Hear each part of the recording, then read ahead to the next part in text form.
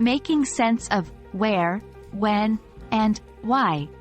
Mastering English relative pronouns. Hello learners! Welcome to today's English language learning video where we will be focusing on a common and sometimes confusing topic, relative pronouns. Specifically, we'll be dealing with the often mixed up relative pronouns where, when, and why. Misusing these words is a frequent error for English learners, but don't worry, by the end of this video, you will have a clear understanding of how to use these words correctly.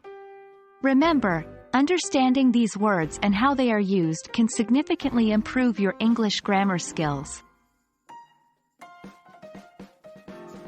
Where, when, and why are relative pronouns that we use to give more information about something mentioned in a sentence. They are essential in adding detail without starting a new sentence.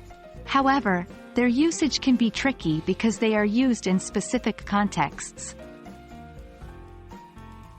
Where is used to introduce a relative clause and is usually used for places. For instance, this is the park where I used to play as a child. When is used to introduce a relative clause associated with time. For example, do you remember the summer when we first met?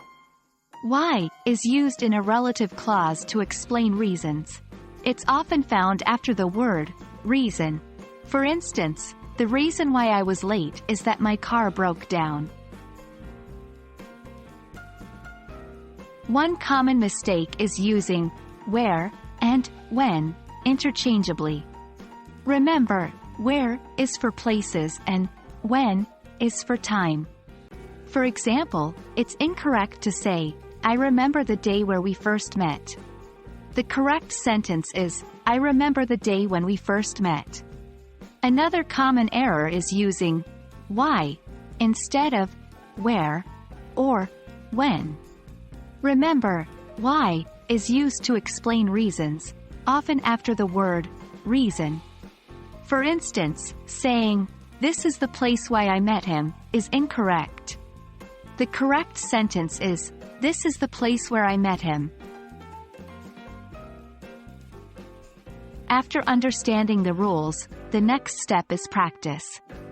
Try to make sentences using where, when, and why. Pay attention to whether you're talking about a place, time, or reason.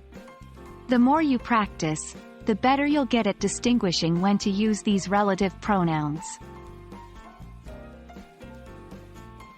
We've covered a lot today, and I hope this video helped you understand the differences between where, when, and why. Keep practicing and using these words in your daily conversations and writing, and soon enough, you'll be using them like a pro. Remember, it's okay to make mistakes as they are stepping stones to learning. So, keep learning, keep practicing, and I'll see you in our next video. Happy learning!